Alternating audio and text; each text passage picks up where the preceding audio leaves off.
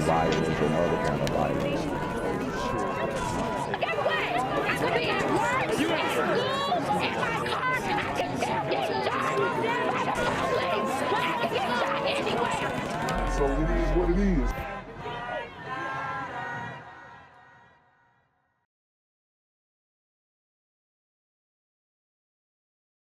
What's good, YouTube?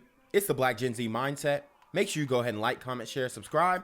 Let's get into the video. Police make 3 arrests in a triple shooting outside the Atlanta Fair earlier this month that left a 16-year-old boy dead. They say the 19-year-old gunman and 2 accomplices who are minors are behind bars. Wow. So we got a 19-year-old rolling with minors and doing demon time activities. You know, RIP to this young kid right here. At the fair, you get gunned down at the fair. It just doesn't make any sense, but nothing makes sense in the community. News Edge reporter Rob D'Arienzo is taking a closer look at the similarities between this and so many other shootings in Atlanta.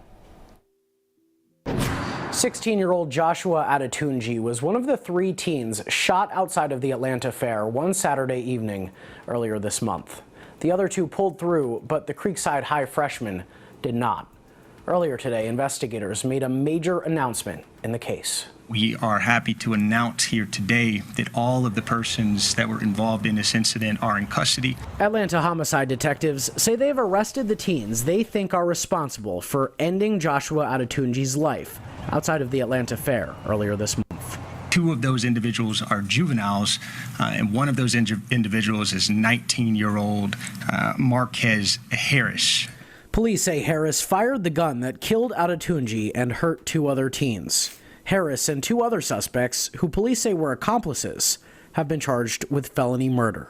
He was picked up off of High View Road, which is in Zone 4 in the city of Atlanta, and he was taken into custody without incident. Investigators say back on March 6th, fists started flying in a massive fight outside of the Atlanta Fair near. And why are these super gremlin teens going, like, everywhere they go and they just trying to get the fighting and causing a commotion, causing a disturbance, trying to beef with other kids? It's like, dang, you go to the fair to enjoy your time, spend it with family, but now families can't even go to the fair and you know, feel like their kids are safe. Pryor and Bass Streets. That's when cops believe Harris pulled out a gun. By the time officers got there, they said they found Adetunji dead in the middle of the street. 40% of our homicides are attributed to escalating disputes. This is once again an incident in which an argument escalated into gunfire. A staggering number of those incidents involve teens. And an even more staggering number of those incidents involve super gremlins on demon time. Like this one in southwest Atlanta on Wednesday. Again, a fight between 2 groups of teens ended with a 16-year-old girl shot. Or this one on the West End on Monday. We did a story on this one where the 15-year-old boy was shot. I'm telling you guys, women, children, anybody can get it. Wounded a 15-year-old boy. Thankfully, both of those teens survived, but cops say people just need to figure out another way to solve their problems, or just agree to disagree. Yeah, certainly enjoy yourself in the city.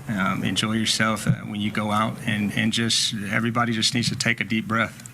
Now, as far as we know, police have not arrested anyone in connection with those other 2 incidents. They hope the arrests in this case will send a clear message to anyone thinking about pulling out a gun during an argument that it's just not worth it. So they've got arrests for 1 out of the 3 teen shootings within the last month. And y'all still want to defund the police. Okay. In Atlanta, Rob D'Arienzo, Fox 5 News.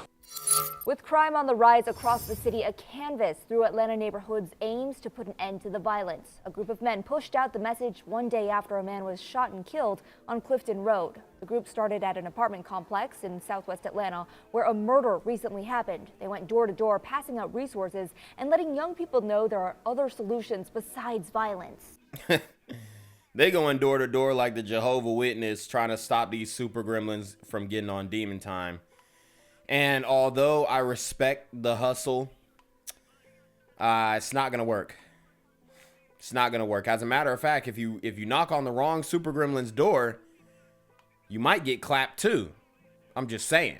Before they get to getting in the car with those guns, we got to figure out a solution before that, because at that point, when you got 4 young men in the car with 4 Uzis, it's basically too late at that. God, listen to what he said.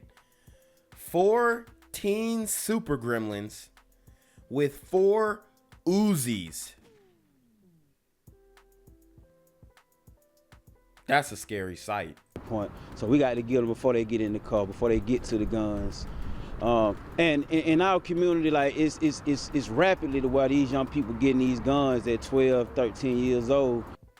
The group is canvassing 12 and 13 years old. And all of them got extendo clips, 30-round drums.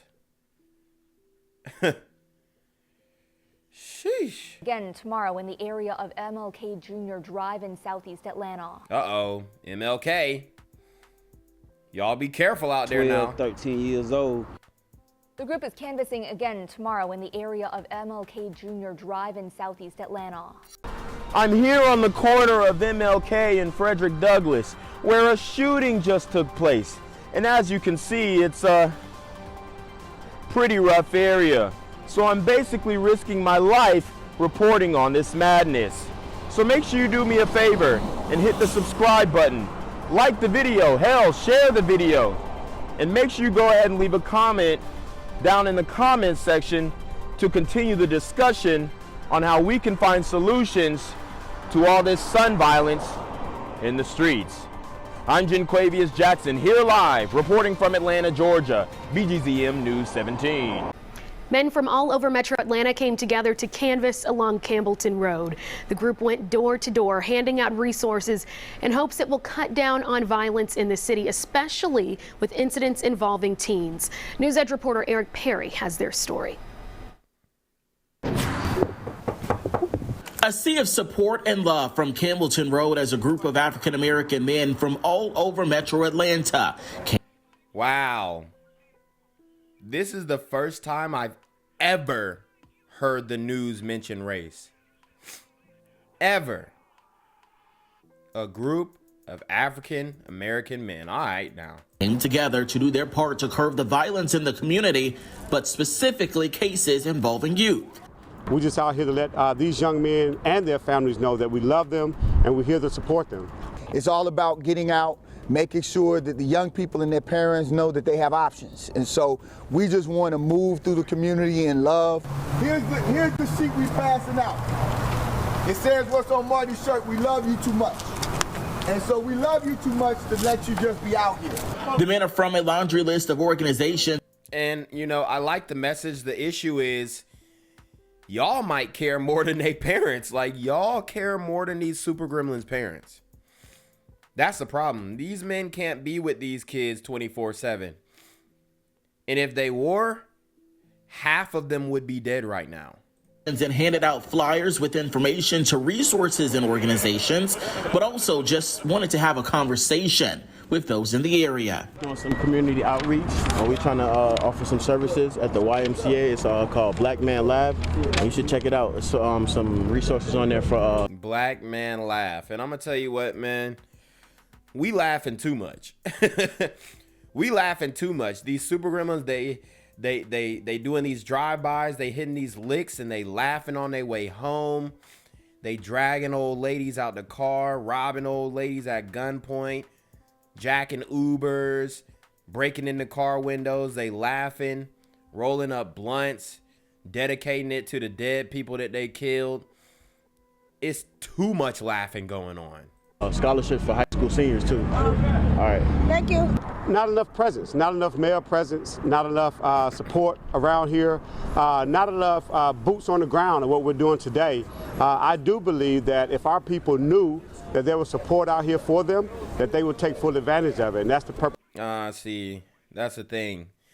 There's so many different programs, so many different opportunities, youth activist involvement centers. They're about to bring back midnight basketball in Atlanta. I mean, come on. Like, there's no way they don't know that they can go to some of these community centers and chill out and cool down and die down. The thing is, like, once you got these community centers and the Super Gremlins take over, they turn it into the hood. Purpose of being out here today. As these men go door to door, they hope to inspire and make a difference in everyone they meet. To see our presence in the community, I think that's a step that allow for these young brothers to say, hey, I see change, I see a difference. In this community, they ain't never seen these men and brothers coming together and making a change. Well, yeah, I mean, but the thing is, for how long can y'all keep this up? Because it's going to have to be an everyday thing. And this, to me, it seems like this might be a one-time thing, a weekend thing. They pass out flyers, walk through the community, and then they, you know. I'm not saying that I don't respect what they doing, but it's just like, unless y'all going to be out there all day, quote-unquote, policing your own, you ain't going to see no change. Making a difference in gang violence and other kind of violence.